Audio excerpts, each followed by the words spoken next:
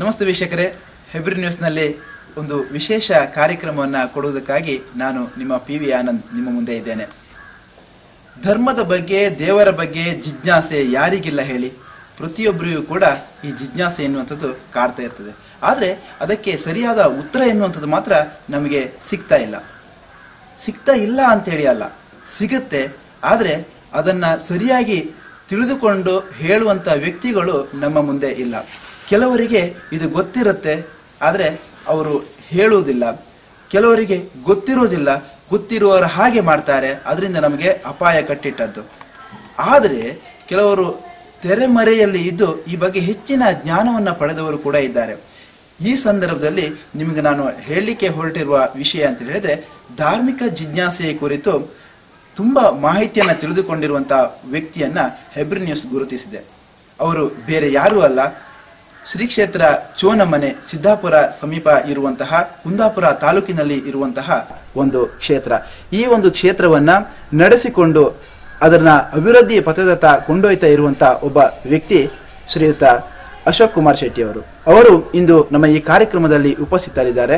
ಅವರನ್ನ ಈ ಕಾರ್ಯಕ್ರಮಕ್ಕೆ ಸ್ವಾಗತಿಸುತ್ತಿದ್ದೇನೆ. ಸರ್, ತಮಗೆ ಹೆಬ್ರಿ ನ್ಯೂಸ್ನ ಪರವಾಗಿ ಸ್ವಾಗತ. ನಮಸ್ಕಾರ. ಒಂದು ಪ್ರಶ್ನೆ ಎನ್ನುವಂಥದ್ದು ನನ್ನನ್ನ ಬಹುತೇಕ ಸಂದರ್ಭಗಳಲ್ಲಿ ಕಾಡ್ತಾ ಇದ್ದಂಥದ್ದು.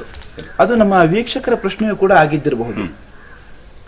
ಅದೇನಂತ ಹೇಳಿದ್ರೆ, ದೇವರು ಅಂತ ಹೇಳಿದ್ರೆ ಯಾರು ಒಂದು, ಇನ್ನೊಂದು ದೈವ ಅಂತ ಹೇಳಿದ್ರೆ ಏನು? ದೇವರು ಮತ್ತೆ ದೈವ ಇದಕ್ಕೆ ಸಂಬಂಧಪಟ್ಟ ಹಾಗೆ ಇರುವಂತ ಡೆಫಿನೇಷನ್ ಅಥವಾ ವ್ಯಾಖ್ಯಾನವನ್ನ ತಾವು ನಮ್ಮ ವೀಕ್ಷಕರಿಗೆ ಯಾವ ರೀತಿ ಕೊಡ್ಲಿಕ್ಕೆ ಇಷ್ಟಪಡ್ತೀರಿ ಸರ್? ದೈವ ಮತ್ತೆ ದೇವರು ಅನ್ನೋದನ್ನ ನಾವು ಅದು ನಮ್ಮ ಪುರಾಣ ಒಂದು ಹಿಂದಿನ ಒಂದು ಕಥೆಯ ಆಧಾರದಲ್ಲಿ ತಗೊಳ್ಳುವಾಗ ತುಂಬಾ ಸಿಗುತ್ತೆ. ಕೇಳಿದ್ರೆ ನಮಗೆ ಪುರಾಣದ ಒಂದು ಯಕ್ಷಗಾನದಲ್ಲಿ ತೋರಿಸ್ತೇವೆ, ಕಥೆಯಲ್ಲಿ ತೋರಿಸ್ತೇವೆ. ಓಂ ಶಕ್ತಿಯಿಂದ 33 ಕೋಟಿ ದೇವತೆಗಳು ಅಂದ್ರೆ ಓಂ ಶಕ್ತಿಯಿಂದ ಬ್ರಹ್ಮ ವಿಷ್ಣು ಮಹೇಶ್ವರ, ಬ್ರಹ್ಮ ವಿಷ್ಣು ಮಹೇಶ್ವರನಿಂದ ಪ್ರತ್ಯೇಕ ದೇವತೆಗಳು ಹುಟ್ಟುತ್ತಾ ಬರುವಾಗ 33 ಕೋಟಿ ದೇವತೆಗಳಾದ್ರು ಅನ್ನೋದು ಒಂದು ನಮ್ಮ ಒಂದು ಪುರಾಣದ ನೆಲೆಗಟ್ಟು. ನಿಜವಾಗಿ ನಾವು ಅದೇ ದಾರಿಯಲ್ಲೇ ಬರ್ಬೇಕಾಗ್ತದೆ, ಅದನ್ನು ಬಿಟ್ಟು ಹೋಗ್ಲಿಕ್ಕೆ ಬರುವುದಿಲ್ಲ. ಆ ಒಂದು ಅದೇ ದಾರಿಯಲ್ಲಿ ಬರುವಾಗ ಅಲ್ಲಿ ಏನಾಗಿರುತ್ತೆ ಕೇಳಿದ್ರೆ, ಒಂದು ಸಂಖ್ಯೆಯಲ್ಲಿ ತೋರಿಸಿದ್ದಾರೆ. ಈ 33 ಕೋಟಿಗೂ ನಿಮ್ಮ ಓಂ ಶಕ್ತಿಗೂ ಬಹಳ ದೂರ ಬರುವುದಿಲ್ಲ. ಓಂ ಅಲ್ಲೇ ಕಟ್ ಮಾಡಿ ತೋರಿಸಿದ್ದಾರೆ. ಅದನ್ನ ದೊಡ್ಡದು ಮಾಡ್ತಾ ಹೋದಾಗ 33 ಕೋಟಿ ಆಗ್ತದೆ. ಅದನ್ನ ಒಗ್ಗೂಡಿಸಿದಾಗ ಓಂ ಆಗ್ತದೆ. ಅಂದ್ರೆ 33 ಕೋಟಿಯನ್ನ ನೋಡಿ, ಅದರಲ್ಲಿ 33 ಕೋಟಿಯಲ್ಲಿ 3 ಇಡಿ, ಆ ಕೋಟಿಯಲ್ಲಿ ಕೊಂಬನ್ನ ಕತ್ತರಿಸಿ ಆ 3 ಹಿಂದ್ಗಡೆ ಕೊಡಿ. ದೀರ್ಘದ 0 ತೆಗೆದು ಮೇಲೆ ಕೊಟ್ಟು ಟೀಯ 0 ಕಟ್ ಮಾಡಿ ಎದುರುಗಡೆ ಇಟ್ರೆ ಅದು ಓಂ ಆಗಿರ್ತದೆ. ಅದಕ್ಕೆ ಹೇಳುದು ಓಂ ಅಲ್ಲಿ 33 ಆಗಿದೆ ಬಿಟ್ರೆ 33 ಒಗ್ಗೂಡಿದಾಗ ಓಂ ಆಗಿರ್ತದೆ. ಇದು ನಮಗೆ ಪುರಾತನದಲ್ಲಿ ಬರುವಂತ ಶಕ್ತಿಯ ಒಂದು ಆಧಾರ. ಅಲ್ಲಿ ಹೇಗೆ ಕೊಡುತ್ತೆ ಕೇಳಿದ್ರೆ ನೋಡಿ, ನಮ್ಮ ರಕ್ಕಸಾದಿ ಕಳರನ್ನೆಲ್ಲ ಕೊಲ್ಲುವಾಗ ಆ ಆದಿಶಕ್ತಿ ಪ್ರತ್ಯಕ್ಷ ಆಗುದಿಲ್ಲ, ಅವರಿಗೆಲ್ಲ ಮರಣವೇ ಇಲ್ಲ ಅಂತ ಶಾಪ ಉಂಟು.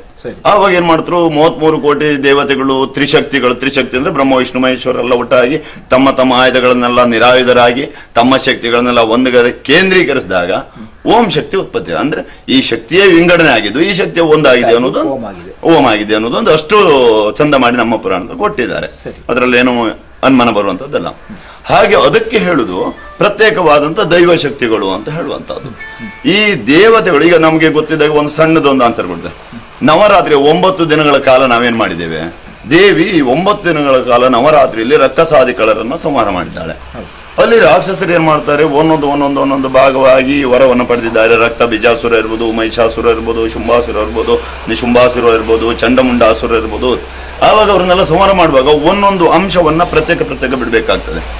ಈ 33 ಕೋಟಿ ಶಕ್ತಿ ಓಂ ಶಕ್ತಿಯಲ್ಲಿ ಏನಾಗಿರ್ತದೆ, ಇಡೀ ಬ್ರಹ್ಮಾಂಡವೇ ಅಡಕಾಗಿದೆ ಅನ್ನೋದು ಒಂದು ಶಕ್ತಿ. ಅದರಲ್ಲಿ ಕೆಟ್ಟದ್ದು ಒಳ್ಳೇದು, ಬರೇ ಒಳ್ಳೇದಂತ ಹೇಳೋಕ್ಕಾಗುದಿಲ್ಲ. ಕೆಟ್ಟದಕ್ಕೆ ತದ್ವಿರುದ್ಧ ಒಳ್ಳೇದಕ್ಕೆ ಹೀಗೆ ಅದು ಎರಡು ಒಂದಾಗಿದ್ರೆ ಮಾತ್ರ ಅದು ಒಂದು ಶಕ್ತಿ ಅಂತ ಹೇಳುವಂಥದ್ದು. ಹಾಗೆ ಈ ಒಂದು ದೇವಿಯಲ್ಲಿ ಕೆಟ್ಟವರನ್ನು ಕೊಲ್ಲುವಾಗ ತನ್ನದಲ್ಲಿರುವಂತಹ ಪ್ರಭಾವವಾದಂತಹ ಕೆಟ್ಟ ಶಕ್ತಿಯನ್ನು ದೊಡ್ಡ ಶಕ್ತಿಯಾಗಿ ಬಿಡ್ತಾರೆ. ಈ ಒಳ್ಳೆಯವರನ್ನ ಅಥವಾ ಒಂದು ಕಾಪಾಡಬೇಕು, ಅವನನ್ನ ಸಮಾಧಾನ ಪಡಿಸುವಂತಹ ಒಂದು ನ್ಯಾಯದಲ್ಲಿ ಆ ದೈವ ಶಕ್ತಿಯಲ್ಲಿ ಅಂದ್ರೆ ಓಂ ಶಕ್ತಿಯಲ್ಲಿ ಒಂದು ಸೌಮ್ಯ ಸ್ವರೂಪ ಇರ್ತದೆ. ಅಲ್ಲಿ ಆ ಸೌಮ್ಯ ಸ್ವರೂಪ ಕೊಡುವುದನ್ನೇ ನಾವು ದೇವರು ಅಂತೇಳಿ ಒಂದು ಆರಾಧನೆ ಮಾಡ್ತೇವೆ. ಅಂದ್ರೆ ತಮ್ಮ ಮಾತಿನಲ್ಲಿ ಹೇಳೋದಾದ್ರೆ ಒಳ್ಳೆಯ ಶಕ್ತಿ ಮತ್ತೆ ಕೆಟ್ಟ ಶಕ್ತಿ ಎರಡು ಕೂಡ ದೇವರಲ್ಲಿ ಉಂಟು ಅಂತ. ಹೌದು, ದೇವರಲ್ಲೇ ಇರುವಂತಹದ್ದು ದೈವಿಕ ಶಕ್ತಿ, ದೇವರ ಶಕ್ತಿ ಅನ್ನೋದು ದೇವರಿಗೆ ಸಂಬಂಧಪಟ್ಟಂತದ್ದು. ಈಗ ಒಬ್ಬ ಅಧಿಕಾರಿಗೆ ಕೆಲವೇ ಜನಾಂಗದವರು ಇರ್ತಾರೆ, ಕೆಲವರು ಏನೇ ಬುದ್ಧಿ ಹೇಳಿದ್ರು ಕೇಳುದು, ಹೇಳ್ಕೊಂಡ್ ಬನ್ನಿ ಹೋಗಿ. ಹಾಗಿರುವಾಗ ಅವನಿಗೆ ಪಾಪ ಪುಣ್ಯ ಇಲ್ಲದೆ ಒಬ್ಬನ ಹೇಳ್ಕೊಂಡು ಬರ್ತಾನೆ ಅಂತ ಆದ್ರೆ ಇವನಿಗೆ ಅವ ಮಾಡು ತಪ್ಪು ಅಂತ ಹೇಳೋಕ್ ಬರುದಿಲ್ಲ. ಯಾರು ಅವ ಹೇಳ್ಕೊಂಡು ಬರುವನ್ನೋದು ತಪ್ಪು ಅಂತ ಹೇಳೋಕ್ ಬರುದಿಲ್ಲ. ಅವನಿಗೆ ಆಜ್ಞೆಯ ಪ್ರಧಾನ ಆಗಿರ್ತದೆ. ಆಜ್ಞೆ ಪ್ರಧಾನವಾಗಿ ಮಾಡುವಾಗ ಕ್ರೂರತ್ವ ಬರ್ತದೆ, ಅಲ್ಲಿ ಸಿಟ್ಟು ಬರ್ತದೆ. ಆವಾಗ ಅವ ಕೆಟ್ಟವನಂತ ಜನ ಗುರುತಿಸಬಹುದು. ಅವ ರಾಜನಿಷ್ಠೆಯನ್ನು ಮಾಡುವಂತ ಕರ್ತವ್ಯ. ಹಾಗಿದ್ರೆ ಅವನಿಗೆ ಸಮಾಧಾನ ಅಂತ ಕ್ರೂರತ್ವ ಅವನಲ್ಲಿ ಇರ್ಬೇಕಾದ್ರೆ ಅವನಿಗೆ ಹೆಂಡ ದುರಭ್ಯಾಸಗಳಿರ್ತದೆ. ಅಂತ ಒಂದು ಕೃತಿಯನ್ನು ಮಾಡುವಂತ ಶಕ್ತಿ ಉಳ್ಳವನು ಅಂತವನೇ. ಅಂತವನಿಗೆ ಸಮಾಧಾನ ಪಡಿಸಬೇಕಾದಾಗ ಅಂತ ದೈವಿಕ ಶಕ್ತಿಗಳಿಗೆ ಒಂದು ರಕ್ತಹಾರವನ್ನ ಸಮಾಧಾನ ಪಡಿಸುವಂತ ರೀತಿಯಲ್ಲಿ ಈ ದೈವ ಮತ್ತೆ ದೇವರು ಅಂತ ವಿಂಗಡಣೆ ಮಾಡಬೇಕಾಗುತ್ತೆ. ಹಾಗೆ ಅದು ಅದರಲ್ಲಿ ದೇವರು ಮತ್ತೆ ದೈವ, ಈ ದೇವರಿಂದ ಒಂದೊಂದು ಅಂಶಗಳು ವಿಂಗಡಣೆ ಆಗಿ ಹೋಗ್ತಾ ಇರುವಂತದ್ದು. ಅದಕ್ಕಾಗಿ ನಾವು ದೇವರು ಮತ್ತು ದೈವವನ್ನು ಮಾಡಿದ್ದೇವೆ ಇದನ್ನ. ಸರಿ, ತಾವು ಹೇಳಿದ ಪ್ರಕಾರವಾಗಿ ದೇವರು ಮತ್ತೆ ದೈವದ ಒಂದು ಡೆಫಿನೇಷನ್ ಅನ್ನು ಕೊಟ್ಟರು. ಆದ್ರೆ ಇನ್ನೂ ಕೂಡ ಒಂದು ಜಿಜ್ಞಾಸೆ ಇದೆ. ಏನಂತ ಹೇಳಿದ್ರೆ, ಈಗ ನಿಮ್ಗೆ ಗೊತ್ತಿರಬಹುದು, ದೈವ ಎನ್ನುವಂಥದ್ದು ಒಂದು ವರ್ಗದವರ ಆರಾಧನೆಗೆ ಬಂದಿದೆ, ದೇವರು ಎನ್ನುವಂಥದ್ದು ಸರ್ವಮಾನ್ಯ ಅಂತಲೇ ಕೂಡ ಹೇಳ್ಬಹುದು. ಸರಿ ಸರಿ. ಸೊ ಈ ಒಂದು ಬದಲಾವಣೆ ಆಗ್ಲಿಕ್ಕೆ ಕಾರಣ ಏನು? ಅಲ್ಲ, ಅದಕ್ಕೆ ಕಾರಣ ಅಂದ್ರೆ ತುಂಬಾ ಒಳ್ಳೆ ಪ್ರಶ್ನೆ. ಅದು ಎಂತ ಕೇಳಿದ್ರೆ, ದೇವರನ್ನೋದು ಒಂದು ದೊಡ್ಡ ಶಕ್ತಿ, ನಾ ಹೇಳಿದ್ನಲ್ಲ, ಪ್ರಧಾನವಾದಂತ ಶಕ್ತಿ. ಈ ದೈವ ಅನ್ನುವಂಥದ್ದು ಒಂದು ದೇವರಿಂದ ಒಂದು ಅಂಶ ಹೊರಗಡೆ ಬರುವಂತಹದ್ದು, ಒಂದು ಸಾಧಾರಣ ಒಂದು ಶಕ್ತಿ. ಅದು ಏನ್ ಮಾಡಿರ್ತದೆ ಕೇಳಿದ್ರೆ, ಒಬ್ಬನನ್ನ ಸಂಹಾರ ಮಾಡ್ಲಿಕ್ಕೆ ಬರುವಂತ ಶಕ್ತಿ. ಅಲ್ಲಿ ಅದು ದೈವಾರಾಧನೆ ಆಗಿರ್ತದೆ. ಅದಕ್ಕೆ ವ್ಯಾಪ್ತಿ ಕಮ್ಮಿ ಇರ್ತದೆ. ಅದು ಈ ವೇದಗಳಲ್ಲಿಯೂ ಡಿಫರೆನ್ಸ್ ಮಾಡ್ತಾರೆ. ಋಗ್ವೇದ, ಯಜುರ್ವೇದ, ಸಾಮವೇದ, ಅಥರ್ವಣ ವೇದ ಅನ್ನುವಂತ ಒಂದು ವೇದಗಳಲ್ಲಿಯೂ ಕೊಡ್ತಾರೆ. ಅದಕ್ಕೆ ದೇವರಿಗೆ ಬೇರೆ ದೇವರಾದವನು ಅಮಾವಾಸ್ಯೆ ಮತ್ತೆ ಹುಣ್ಣಿಮೆಗಳ ಆರಾಧನೆಗಳು ಹೆಚ್ಚಾಗಿರ್ತದೆ. ದೈವ ಅನ್ನುವಂಥದ್ದು ಈ ಸಂಕ್ರಾಂತಿ ಆಚರಣೆ ಮಾಡ್ತೇವೆ ನೋಡಿ ನೀವು, ನಮ್ಮ ದಕ್ಷಿಣ ಕನ್ನಡದಲ್ಲಿ ಹೆಚ್ಚಾಗಿ ನಾವು ಸಂಕ್ರಾಂತಿ ಆಚರಣೆ. ಅದೇ ನನ್ನ ಪ್ರಶ್ನೆ. ಏನಂತ ಹೇಳಿದ್ರೆ, ಅದು ಒಂದು ವರ್ಗಕ್ಕೆ ಸೀಮಿತವಾಗಿ ಅಲ್ಲಿ ಏನಾಗಿದೆ, ಯಾಕೆ ಬೇರೆ ವರ್ಗದವರು ಆ ದೈವಗಳನ್ನ ಆರಾಧನೆ ಮಾಡುವುದಿಲ್ಲ ಯಾಕೆ? ಅಲ್ಲ, ಅದು ಯಾಕೆ ಅದೇ ಹೇಳಲ್ಲ, ಅದಕ್ಕೊಂದು ವ್ಯಾಪ್ತಿ ಇದೆ. ದೈವಕ್ಕಿರೋದು ಒಂದು ಇಂತಿಷ್ಟು ವ್ಯಾಪ್ತಿಯನ್ನು ನೀನು ನೋಡ್ಕೊಂಡಿರೋ, ನೀನ್ ಅದರಿಂದ ಸೇವೆ ತಗೋ. ದೇವರು ಕೊಟ್ಟ ನಿರ್ಧಾರ. ದೇವರು ಯಾಕೆ ಯೂನಿವರ್ಸಲ್ ಆಗ್ತಾನೆ? ಎಲ್ಲರಿಗೂ ಈಗ ಸಾಮಾನ್ಯವಾಗಿ ಒಂದು ದೈವವನ್ನ ನಂಬುವಂತ ವ್ಯಕ್ತಿ ದೇವರನ್ನು ಕೂಡ ನಂಬ್ತಾನೆ. ಹೌದು. ಆದ್ರೆ ದೇವರನ್ನ ನಂಬುವಂತ ಒಂದು ವರ್ಗ ದೈವವನ್ನ ನಂಬಲಿಕ್ಕೆ ಇಷ್ಟಪಡುದಿಲ್ಲ. ನಾನು ಆ ಬಗ್ಗೆ ನಾನು ಕಾನ್ಸೆಪ್ಟ್ ಅದಕ್ಕೆ ಹೇಳುದು. ಈಗ ನಮ್ಮ ಒಂದು ರಾಜಕೀಯ ವಿಚಾರದಲ್ಲಿ ಹೇಳ್ಬೋದು ನಾವು. ಈಗ ಪ್ರಧಾನಿಯನ್ನು ಹೋಗ್ತಾನೆ, ಆದ್ರೆ ಮುಖ್ಯಮಂತ್ರಿಯಲ್ಲಿ ಆಗ್ಲಿಲ್ಲ ಅಂದ್ರೆ ಪ್ರಧಾನಿಯಲ್ಲಿ ದೂರ ಇಡ್ಬೋದು. ಅಲ್ಲಿಯೂ ಆಗ್ಲಿಲ್ಲ ಅಂತ ಮತ್ತೆ ಕೆಳಗೆ ಬರುವುದಿಲ್ಲ. ಅಲ್ಲಿ ಈ ದೈವ ದೇವರು ಅಂದ್ರೆ ಅಷ್ಟೇ ಡಿಫರೆನ್ಸ್ ಬರುವಂತಹದ್ದು. ದೈವ ದೇವರಲ್ಲಿ ಮೇಲು ಕೀಳಂದ್ರೆ, ದೈವ ಅಂದ್ರೆ ಅದು ವ್ಯಾಪ್ತಿಯ ಒಳಗಡೆ ಮಾತ್ರ, ಅದರದ್ದೇ ಆದಂತ ಒಂದು ಸಂಸಾರ, ಒಂದು ಕುಟುಂಬ. ಏನಂದ್ರೆ ಈ ದೇವರ ಆಜ್ಞೆ ಆಗಿರ್ತದೆ. ನೋಡು, ನೀನ್ ಇಂಥ ಕುಟುಂಬದಲ್ಲಿ ಇಂಥ ಜಾಗದಲ್ಲಿ ಉದ್ಭವ ಆಗು, ಇಂಥವರಿಂದ ಇಂತಿಷ್ಟು ಪೂಜಾ ಸೇವೆಗಳನ್ನು ತಕೊಂಡು ಆ ಕುಟುಂಬವನ್ನು ಉದ್ಧಾರ ಮಾಡು, ಆ ವಂಶವನ್ನು ಉದ್ಧಾರ ಮಾಡು ಅಂತ. ಅದಕ್ಕೂ ಒಂದು ಸೇವೆ ಆಗಿರ್ತದೆ. ಈ ದೇವರಿಗೆ ಇರುವಂತದ್ದು ಎಲ್ಲ ಶಕ್ತಿಗಳು ಅಂದ್ರೆ ಪ್ರತ್ಯೇಕ ಒಂದೊಂದು ಶಕ್ತಿಯ ದೈವಗಳು. ಅವುಗಳಿಗೆ ಒಂದೊಂದು ಸ್ಥಾನವನ್ನು ಕೊಟ್ಟಿರ್ತಾನೆ. ನೀವು ಇಂಥ ವರ್ಗದಲ್ಲಿರು. ಈಗ ನಮ್ಮಲ್ಲಿ ಈಗ ರಿಯಲ್ ಗೊತ್ತಿದ್ದ ಹಾಗೆ ಹಳೆಯ ಕಥೆಯಲ್ಲಿ ಉಂಟು. ಈಗ ನಮ್ಮ ಕಂದಾವರದಲ್ಲಿ ಇದೆ ಮಹಾಂಕಾಳಿ ಒಂದು ಆಧಾರ ಹೇಳ್ತೇನೆ. ಅಲ್ಲಿ ಶೃಂಗೇರಿಯಿಂದ ಬಂದಂತ 7 ದೈವಗಳು ಅಂತ ನಾವು ಹೇಳ್ತೇವೆ. ಯಾಕೆಂದ್ರೆ ಶೃಂಗೇರಿ ಶಾರದಾಂಬೆ ಅನ್ನುವಂಥದ್ದು ಪ್ರಧಾನವಾದಂತ ಶಕ್ತಿ ದೇವತೆ. ಅಲ್ಲಿಯ ವಿಂಗಡಣೆ ದೈವಗಳು, ಆಯಾಯ ದೈವಗಳು ಒಂದೊಂದು ಮೂಲ ಕ್ಷೇತ್ರಗಳಿಂದ ಗಣಗಳು ಪ್ರತ್ಯೇಕ ಇಂತಲ್ಲಿ ಒಂದು ಮನೆತನ ಉತ್ಪತ್ತಿ ಆಗ್ತದೆ. ಒಂದು ಪರಂಪರೆ ಸೃಷ್ಟಿಗೆ ದೈವಾರಾಧನೆ ಬೇಕಾಗಿದೆ. ದೇವರು ಎಲ್ಲವನ್ನು ನೋಡ್ತಾ ಇರ್ಲಿಕ್ಕೆ ಆಗುದಿಲ್ಲ. ಒಂದು ವ್ಯಕ್ತಿತ್ವ ಅಂತ ಇರ್ತದೆ. ಮತ್ತೆ ದೈವಗಳು ಶೀಘ್ರ ಕೋಪಿಗಳು, ತಪ್ಪು ಮಾಡಿದ ತಕ್ಷಣ ಶಿಕ್ಷೆ ಕೊಡ್ಲಿಕ್ಕೂ ಸಾಧ್ಯತೆ ಉಂಟು. ಮತ್ತೆ ದೇವರುಗಳು ಹಾಗಲ್ಲ, ಸಮಾಧಾನವಾಗಿರ್ತದೆ, ತಾಳ್ಮೆ ಇರ್ತದೆ. ಅದಕ್ಕೆ ಒಂದು ಸಮಯ ಅವಕಾಶ. 10 ತಪ್ಪುಗಳನ್ನು, ಮನುಷ್ಯನ ತಪ್ಪನ್ನ ಕ್ಷಮಿಸುವಂತ ಗುಣ ದೇವರಿಗೆ ಇರ್ತದೆ. ದೈವಕ್ಕೆ ಹಾಗಲ್ಲ, 1-2 ತಪ್ಪುಗಳಲ್ಲಿ ಶೀಘ್ರ ಶಿಕ್ಷೆ ಆಗ್ತದೆ. ಆದ್ರಿಂದ ದೈವಕ್ಕೆ ಒಂದು ಗಡಿ, ಆ ಗಡಿ ವ್ಯಾಪ್ತಿಯೊಳಗೆ ಆಗ್ತದೆ. ಹಾಗಾಗಿ ಈ ಗಡಿ ವ್ಯಾಪ್ತಿಯನ್ನ ದಾಟಿದಾಗ ಮನುಷ್ಯನ ಕಷ್ಟವನ್ನು ಪರಿಹಾರ ಮಾಡ್ಲಿಕ್ಕೆ ದೈವಕ್ಕಾಗುದಿಲ್ಲ. ಆ ದೈವಕ್ಕೆ ಆಗದೆ ಇದ್ದಾಗ ಇವೇನ್ ಮಾಡ್ತಾನೆ, ದೇವರ ಮೊರೆ ಹೋಗ್ತಾನೆ. ಬ್ರಹ್ಮಾಂಡ ಅವನದ್ದು, ಅವನೇ ಸಾಧ್ಯತೆ ಉಂಟು. ಈಗ ಇಲ್ಲಿ ಆಗದಿದ್ದಾಗ ಮೇಲ್ಕೋರ್ಟಿಗೆ ಹೋದ ಹಾಗೆ ಆ ವ್ಯಾಪ್ತಿಯೊಳಗೆ ಅವನು ಸರಿ ಮಾಡ್ತಾನೆ. ಸರಿ, ಹಾಗಿದ್ರೆ ಈಗ ದೇವರುಗಳಿಗೆ ಒಂದು ಆಕಾರವನ್ನ ಕೊಟ್ಟಿದ್ದಾರೆ. ಹೌದು, ಕಾಲು, ಕೈಯೋ ಆ ರೀತಿಯಾಗಿ. ಆದ್ರೆ ದೈವಗಳನ್ನ ಒಂದು ಕಲ್ಲು, ಒಂದು ಮರವು ಈ ರೀತಿಯಾಗಿ ಆರಾಧನೆ ಮಾಡ್ತಿದ್ದಾರೆ. ಅದರ ಉದ್ದೇಶ ಏನು? ಅಲ್ಲ, ಅಲ್ಲಿ ದೇವರನ್ನೋದು ಸ್ಥಿರ ಅಂತ ಹೇಳ್ತಾರೆ, ದೈವ ಅನ್ನೋದು ಚರ ಅಂತ ಹೇಳ್ತಾರೆ. ಚರ ಅಂದ್ರೆ ಕಾಲಕ್ಕೆ ಭೋಗ ಕೊಡಬೇಕು, ವರ್ಷಂಪ್ರತಿ ಪೂಜಾ ಸೇವೆಗಳು ನಡೀತಾ ಇರಬೇಕು. ಅದು ವರ್ಷಂಪ್ರತಿ ದೇವರಲ್ಲಿ ಕೂಡ ನಡೀತಾ ಇರ್ತದೆ. ದೇವರಲ್ಲಿ ನಡೀತಾ ಇರ್ತದೆ. ಹಾಗಂತೇಳಿ ಪೂಜೆ ಇಲ್ಲ ಅಂತೇಳಿ ಶಕ್ತಿ ಕುಂಠಿತ ಆಗುದಿಲ್ಲ. ಅಲ್ಲ, ಈ ನಿರಂತರವಾಗಿ ಪೂಜೆಯನ್ನ ಮಾಡದೇ ಇದ್ದದಿದ್ರೆ ಒಂದು ಶಿವಾಲಯ, ಹಾಳು ಬಿದ್ದ ಶಿವಾಲಯ, ಹೌದು, ಅಲ್ಲ ಪ್ರೊಸೆಸ್ಗಳಲ್ಲಿ ಹಾಗೆ ಇರ್ತದಲ್ಲ. ಅಲ್ಲ, ಕ್ಷೇತ್ರ ಹಾಳಾಗ್ಬೋದು, ಆದ್ರೆ ದೇವರು ಹಾಳಾಗುದಿಲ್ಲ ಅಲ್ಲಿ. ಈಗ ಕ್ಷೇತ್ರಗಳು ಹಾಳು ಬಿದ್ರು, ಆ ಶಿವಾಲಯ ಒಂದು ಹಾಳು ಬಿತ್ತಂದ್ರೂ ಕೂಡ ಆ ದೇವಸ್ಥಾನವೇ ಆ ದೇವರೇ ಹಾಳಾಗಿದೆ ಅಂತ ಯಾರು ಹೇಳುವುದಿಲ್ಲ. ಮತ್ತೊಂದು ಕಡೆ ಶಿವನಿಗೆ ಪೂಜೆ ನಡೀತಾ ಇರ್ತದೆ. ಅದೇ ದೈವಕ್ಕಾಗಲ್ಲ. ಆ ಜಾಗದಲ್ಲಿ ಹಾಳು ಬಿತ್ತು ಅಂದ್ರೆ ಮತ್ತೆ ಅದಕ್ಕೆ ಮತ್ತೊಂದು ಕಡೆ ಸೇವೆ ತಗೊಳ್ಳೋ ಅಧಿಕಾರ ಅದಕ್ಕಿಲ್ಲ. ಆ ಕುಟುಂಬ ವ್ಯಾಪ್ತಿ. ಆವಾಗ ಏನ್ ಮಾಡ್ತಾರೆ ಕೇಳಿದ್ರೆ, ಸ್ಥಿರವಾದಂತ ರೂಪವನ್ನು ಕೊಟ್ಟು ಪೂಜೆ ಮಾಡದಲ್ಲಿ ಈ ಜನರು ಏನ್ ಮಾಡ್ತಾರೆ, ಅದನ್ನ ಮರೆಯಬಹುದು. ಇವರಿಗೇನಾದ್ರು ತಮ್ಮ ದೇವರು ದೈವಗಳ ರೂಪ ವಿಂಗಡಣೆ ಸರಿಯಾಗಿ ಕಂಡು ಬಾರದಿದ್ದಾಗ ಒಬ್ಬೊಬ್ಬ ವ್ಯಕ್ತಿ ಒಂದೊಂದು ರೀತಿಯ ಮಾನಸಿಕವಾಗಿ ಇಲ್ಲಿ ಪ್ರತಿಯೊಬ್ಬ ಮನೆತನದಲ್ಲಿ ಹುಡ್ತಾನೆ. ಈಗ 10 ಜನ ಹುಡ್ತಲು ಒಬ್ಬ ಮಗನಾದ್ರು ನಾವೊಂದು ಒಳ್ಳೇದು ಮಾಡುವ, ಚಂದ ಮಾಡಿ ನೋಡುವ ಅನ್ನುವಂತ ಆಸೆ ಇರ್ತದೆ. ಆವಾಗ ಏನ್ ಮಾಡಿದ್ರಿ ಕೇಂದ್ರೆ, ಶಾಶ್ವತ ರೂಪವನ್ನ ಕೊಡ್ಲಿಲ್ಲ, ಯಾವ್ದೋ ಒಂದು ರೀತಿಯ ರೂಪ ಕೊಟ್ರು. ಅದು ಯಾಕೆ ಹಾಳಾಗುವಂತ ರೀತಿಯಲ್ಲಿ ಕೊಟ್ಟಿದ್ದಾರೆ. ಯಾವ್ದಾದ್ರು ನೋಡಿ, ದೈವಗಳ ರೂಪಗಳು 3 ವರ್ಷಕ್ಕಾದ್ರೂ ಹಾಳಾಗುವಂತ ರೀತಿ ಕೊಟ್ಟಿದ್ರು. ಹೌದಾ? ಸ್ಥಿರವಾದಂತ ರೂಪ ಕೊಡ್ಲಿಲ್ಲ. ಅದೇ ದೇವರಿಗೆ ಸ್ಥಿರ ರೂಪ ಕೊಟ್ಟಿದ್ರು. ಯಾಕೆ ಕೊಟ್ಟಿದ್ರು ಕೇಳಿ ಅಷ್ಟೇ. ಈ 3 ವರ್ಷಕ್ಕಾದ್ರೂ ಅವನಿಗೆ ಎಚ್ಚೆತ್ಕೊಳ್ಳಿ. ಒಬ್ಬ ಕುಟುಂಬದಲ್ಲಿ ಹುಟ್ಟರೆ ಅವನು ಎಚ್ಚೆತ್ಕೊಳ್ತಾನೆ, ಅಯ್ಯೋ ನಮ್ ದೇವ್ರ ಮನೆ ಹಾಳಾಯ್ತು, ಆ ವಿಗ್ರಹ ಹಾಳಾಗಿದೆ, ಪುನಃ ಒಂದು ಬಣ್ಣ ಹೊಡೆಯೋ, ಸರಿ ಮಾಡುವ. ಆವಾಗ ಅದಕ್ಕೊಂದು ಪೂಜೆ ಸಿಗ್ತದೆ. ಈ ಒಂದು ಅಂದ್ರೆ ಜನರಿಗೆ ತನ್ನ ಒಂದು ದೇವರನ್ನು ಸರಿ ಮಾಡ್ಕೊಳ್ಳುವ ಜ್ಞಾನ ಮೂಡ್ಲಿ ಅಂತೇಳಿ ಕೊಟ್ಟದ್ ಬಿಟ್ರೆ ಅದಕ್ಕೆ ಶಾಶ್ವತ ರೂಪ ಮಾಡಬಾರ್ದಂತೇನು ಆಕ್ಷೇಪ ಇಲ್ಲ. ಅಂದ್ರೆ ಮತ್ತು ಇನ್ನೊಂದು ಜಿಜ್ಞಾಸೆ, ಈಗ ದೇವರ ಮೂರ್ತಿ, ಅದು ಈಗ ಮೂರ್ತಿ ಪೂಜೆ ಎನ್ನುವಂಥದ್ದು ನಡೀತದೆ. ನಿಜವಾಗಿ ಆ ಮೂರ್ತಿಯಲ್ಲಿ ಶಕ್ತಿ ಎನ್ನುವಂಥದ್ದು ಇರ್ತದ? ಇದ್ದದಿದ್ರೆ ಅದು ಹೇಗೆ, ಅದರ ಪ್ರಭಾವ ಯಾವ ರೀತಿಯಲ್ಲಿ ಇರ್ತದೆ ಸರ್? ಅಲ್ಲ, ಅದು ಬಾರಿ ವಿಶೇಷವಾದದ್ದು. ಯಾಕೆ ಕೇಳಿದ್ರೆ, ದೇವರ ಮೂರ್ತಿ ಅನ್ನುವಂಥದ್ದು ಶಕ್ತಿ ಇರ್ತದೆ. ಶಕ್ತಿ ಇರ್ತದೆ ಅಂದ್ರೆ ದೇವರನ್ನ ಆಹ್ವಾನ ಮಾಡಿಕೊಳ್ಳುವಂತ ಒಂದು ನಿಯಮ ಇರ್ತದೆ. ಅಲ್ಲಿ ಪ್ರಧಾನವಾಗಿ ಕ್ಷೇತ್ರಕ್ಕಿಂತ ಕ್ಷೇತ್ರದ ಮೂಲ ಶಕ್ತಿ ಈ ಭೂಮಿಗೊಂದು ಗುಣ ಅಂತ ಇರ್ತದೆ, ಆಕರ್ಷಣೀಯ ಶಕ್ತಿ ಅಂತ. ಈಗ ನೋಡಿ, ಯಾವುದೇ ಒಂದು ಕ್ಷೇತ್ರಗಳಾಗ್ಲಿ, ನಿಮಗೆ ಬೇಕಾದಷ್ಟು ಉದಾಹರಣೆ ಕೊಡ್ತೇನೆ ನಾನು. ಯಾವುದೇ ಒಂದು ಪುಣ್ಯಕ್ಷೇತ್ರಗಳು ಆದದ್ದೇ ಇದ್ರು, ಆ ಪುಣ್ಯಕ್ಷೇತ್ರ ಆಗುವ ಮುಂಚಿತ ಅದರ ಹಿಂದಿನ ಕತೆಗೆ ಹೋಗಿ ಅಲ್ಲೊಬ್ಬ ವ್ಯಕ್ತಿ ಪ್ರತಿಷ್ಠೆ ಆಗ್ತಾನೆ. ಯಾವುದೇ ನಮ್ಮ ಒಂದು ಇತಿಹಾಸಕ್ಕೆ ಹೋದ್ರು ಉಂಟು. ನಿಮ್ಮ ಇದಕ್ಕೆ ಕೊಲ್ಲೂರಿಗೆ ಹೋದ್ರು ಈಗ ಶಂಕರಾಚಾರ್ಯ ಬರ್ತಾರೆ, ನೀವು ಹಂಪೆಗೆ ಹೋದ್ರೆ ಹಕ್ಕಬುಕ್ಕರು, ಹೀಗೆ ಒಬ್ಬ ವ್ಯಕ್ತಿ ಬರ್ತಾನೆ. ಅಲ್ಲಿ ಯಾಕೆ ಬರ್ತಾರೆ ಕೇಳಿದಾರೆ, ಅಲ್ಲಿ ಒಂದು ಆ ಭೂಮಿಯ ಶಕ್ತಿ ಇರ್ತದೆ, ವಿಕಾರವಾದಂತ ಭಯಾನಕ ಶಕ್ತಿ ಅಂತ ಆ ಭೂಮಿಯಲ್ಲಿ ಇರ್ತದೆ. ಅದನ್ನ ಗುರುತಿಸುವಂತ ಶಕ್ತಿ ಎಲ್ಲ ವ್ಯಕ್ತಿಗಳಿಗೆ ಇರುವುದಿಲ್ಲ. ಆ ವ್ಯಕ್ತಿಗಳು ಯಾರಾಗಿರ್ತಾರೆ ಕೇಳಿದ್ರೆ, ಸಾಧಾರಣ ಅವನ ಮನಸ್ಸನ್ನ ಸ್ಥಿರತೆಗೊಳಿಸಬೇಕು. ಒಂದು 15 ನಿಮಿಷ ಆದ್ರೂ ಅವನ ಮನಸ್ಸನ್ನ ಏಕಾಗ್ರತೆಯಲ್ಲಿ ನಿಲ್ಲಿಸಿ ತನ್ನತನವನ್ನ ತಾನು ಮರ್ತ್ಬೇಕು. ನಾನು ಯಾರು ಅನ್ನೋದನ್ನ ಮರ್ತು ಇಲ್ಲೇನು ಅನ್ನುವಂತ ಜ್ಞಾನ ಆ ಮನುಷ್ಯನ ಜ್ಞಾನದಲ್ಲಿ ಬರಬೇಕು. ಅಂತ ವ್ಯಕ್ತಿಗಳ ಹತ್ರ ಆ ಭೂಮಿಯ ಗುಣವನ್ನು ತಿಳ್ಕೊಳ್ಳುವ ಸಾಧ್ಯತೆ ಉಂಟು. ಅಲ್ಲಿವರೆಗೆ ಏನಾಗ್ತದೆ ಕೇಂದ್ರ, ಏನೋ ಒಂದು ರೂಪ ಅನ್ನುವಂಥದ್ದು ಭಯಪಡಿಸ್ತಾ ಇರ್ತದೆ. ಯಾವುದೇ ಕ್ಷೇತ್ರದಲ್ಲೂ ನೋಡಿ, ಮೊದಲು ಭಯಪಡಿಸಿದೆ, ಅಲ್ಲಿ ಭೂಮಿಯಲ್ಲಿ ಆ ಶಕ್ತಿ ಇರ್ತದೆ, ಅಲ್ಲಿ ಭಯಪಡಿಸುವಂತ ಶಕ್ತಿ ಇರ್ತದೆ. ಅದನ್ನ ಸೌಮ್ಯ ರೂಪಕ್ಕೆ ತರುವುದು ಯಾವ ಕೇಳಿ, ಈ ಏಕಾಗ್ರತೆ ತಿಳ್ಕೊಳ್ಳೋ ವ್ಯಕ್ತಿ. ಶಂಕರಾಚಾರ್ಯರು ಕೊಲ್ಲೂರಿನ ಪ್ರಕರಣ ಒಂದು ಅತ್ಯಂತ ಆಧಾರವೇ ನೋಡಿ. ಅಲ್ಲಿ ಹೋಗುವಾಗ ಭಯಂಕರ ಎದುರಿಸುವುದು, ಆದ್ರೆ ನೀನು ಶಕ್ತಿ ಆದ್ರೊಡ್ಡಿಲ್ಲ, ನೀನ್ ಯಾರು ಕೇಳು, ಅಯ್ಯೋ ನಾನ್ ನಿನ್ನನ್ನು ತಿಂದ್ರು ತೊಂದ್ರೆ ಇಲ್ಲ ಅಂತ ತನ್ನ ಪ್ರಾಣವನ್ನು ಕೊಡ್ಲಿಕ್ಕೆ ತಯಾರಾದ್ರೆ. ಇದು ಇವತ್ತು ನನ್ನಲ್ಲಿ ಮೊನ್ನೆ ನಾನು ಒಂದು ಮಾಡಿದ್ದೇನೆ. ಇವತ್ತು ಮೊನ್ನೆ ಶಿವಮೊಗ್ಗ ಇದ್ರಲ್ಲೆಲ್ಲ ಬಂತೆ ಪೇಪರ್ ಅಲ್ಲಿ, ಕೋಳಿ ಕುರಿ ಬೇಡವಂತೆ ನರಬಲಿ ಬೇಕಂತೆ ಎಂದಾಗ ಒಂದು ಜಾಗವನ್ನು ಮುಟ್ಟಬಾರದು, ಸತ್ತು ಹೋಗ್ತಾರೆ ಅಂತ ಪ್ರತೀತಿ. ನಾನು ಆ ಜಾಗಕ್ಕೆ ಹೋಗಿದ್ದೇನೆ. ನಾ ಸಾಯು ಅನ್ನೋದು ಒಂದು ಕರ್ತವ್ಯ ಅಂತ ಹೇಳುವ ನಾನು. ಸರಿ, ವೀಕ್ಷಕರೇ, ನಾವು ಇನ್ನೂ ಕೂಡ ನಮ್ಮ ಅಶೋಕ್ ಕುಮಾರ್ ಶೆಟ್ಟಿ ಅವರೊಂದಿಗೆ ಮಾತಾಡೋಣ. ಒಂದು ವಿಶೇಷವಾದಂತಹ ಪ್ರಕರಣವನ್ನು ಕೂಡ ಅವರು ತಮ್ಮೊಂದಿಗೆ ಹಂಚಿಕೊಳ್ಳಲಿಕ್ಕಿದ್ದಾರೆ. ಅದೆಲ್ಲವನ್ನ ನೋಡೋಣ ಒಂದು ಬ್ರೇಕ್ ನಂತರ. ಮೈಸ್ ಕಂಪ್ಯೂಟರ್ ಶಿಕ್ಷಣ ಸಂಸ್ಥೆ ಹಿಂದೆ ಭೇಟಿ ನೀಡಿ. RK computer education, Golengadi. Proprietor Rohit Kumar Shetty Hebri. Mobile 9880019093. ವಿರಾಮದ ಬಳಿಕ ಮತ್ತೆ ಹೆಬ್ಬರ್ ನ್ಯೂಸ್ಗೆ ಸ್ವಾಗತ. ಧಾರ್ಮಿಕ ಜಿಜ್ಞಾಸೆ ಎನ್ನುವಂಥದ್ದು ನಡೀತಾ ಇದೆ.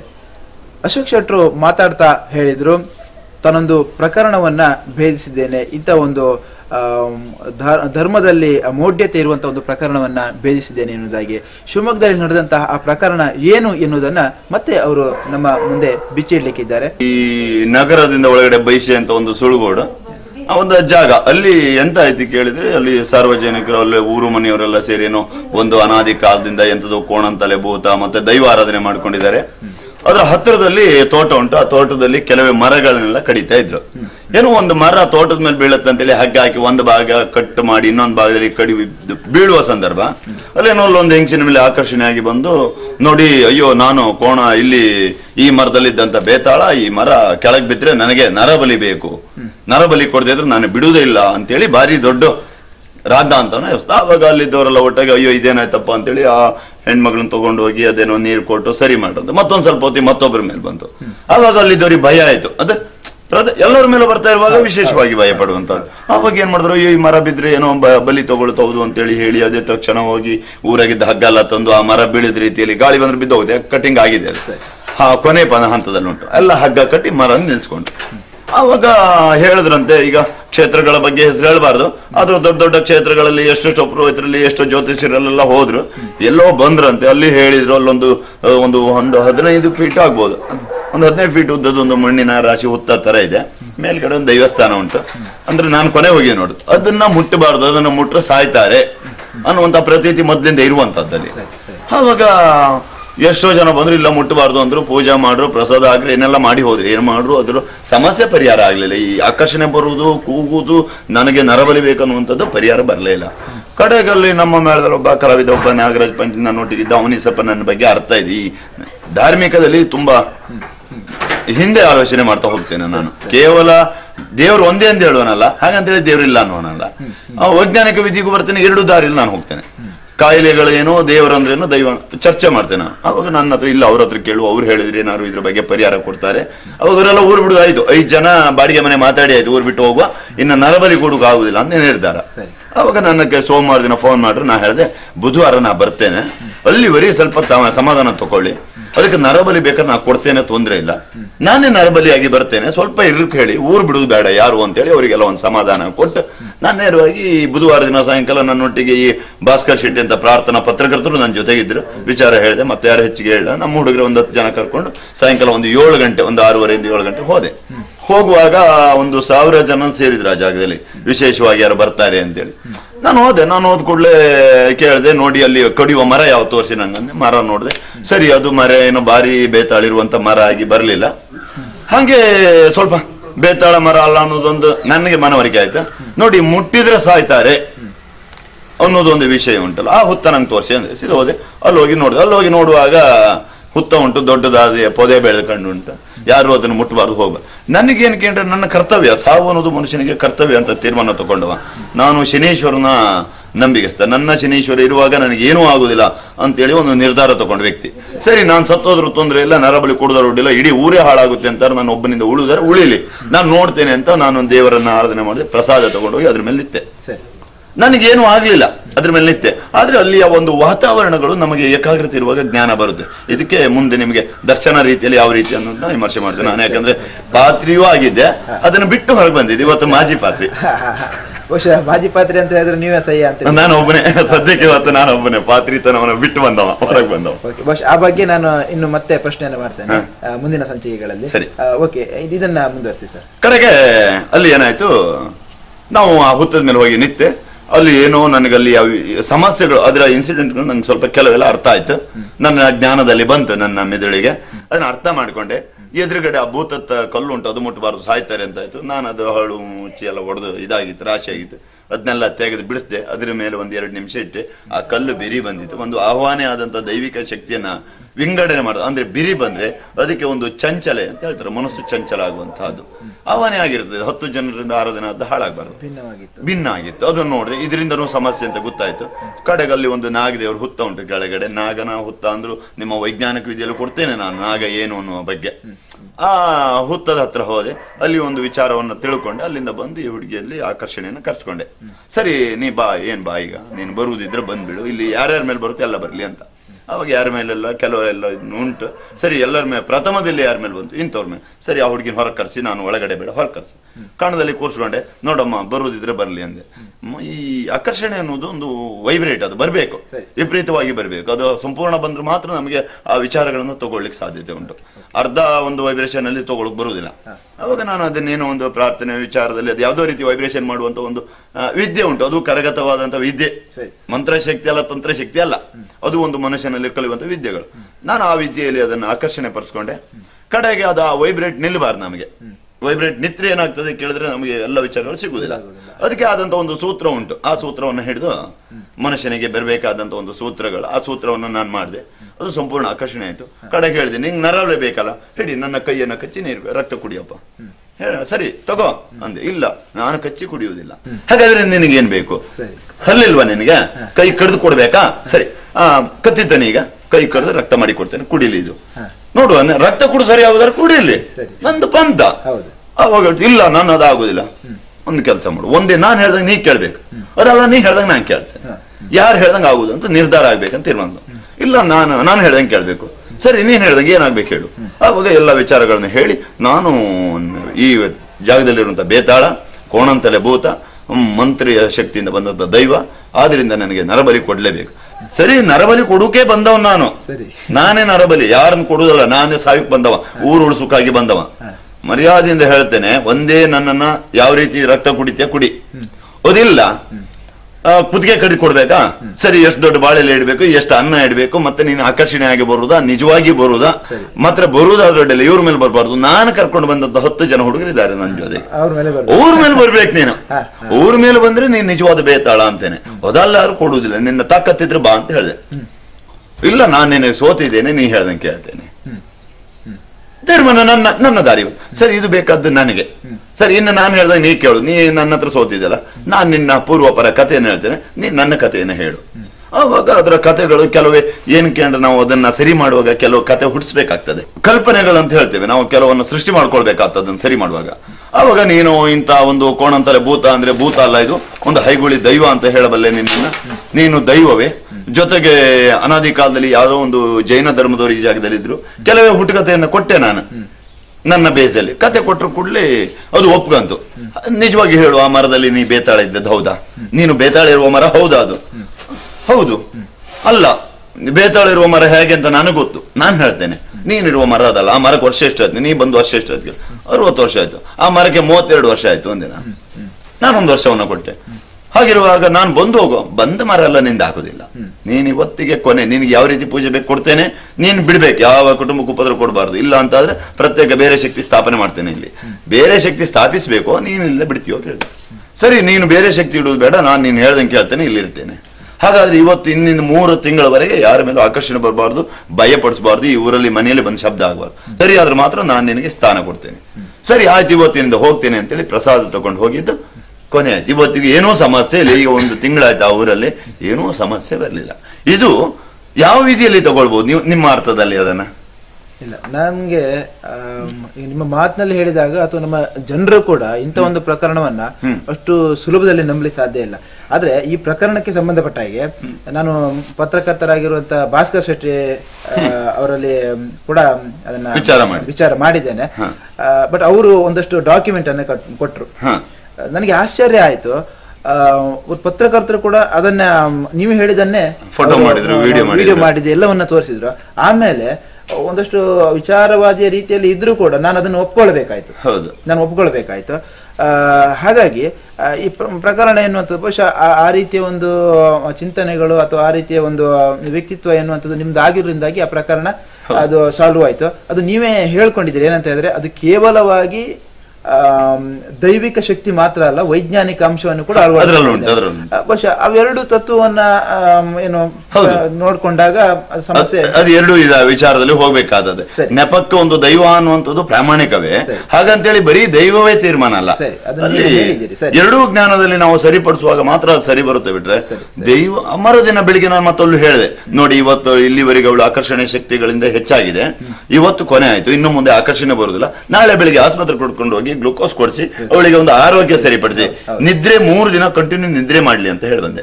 ಯಾಕೆ ಕೇಳಿದ್ರೆ ಒಬ್ಬ ಮಾನಸಿಕ ಮನೋರೋಗಿ ಆದವನು, ಮಾನಸಿಕವಾಗಿ ಇದ್ದವನಿಗೆ ನಿಶಕ್ತಿ ಉತ್ಪತ್ತಿ ಆಗ್ತದೆ ದೇಹದಲ್ಲಿ.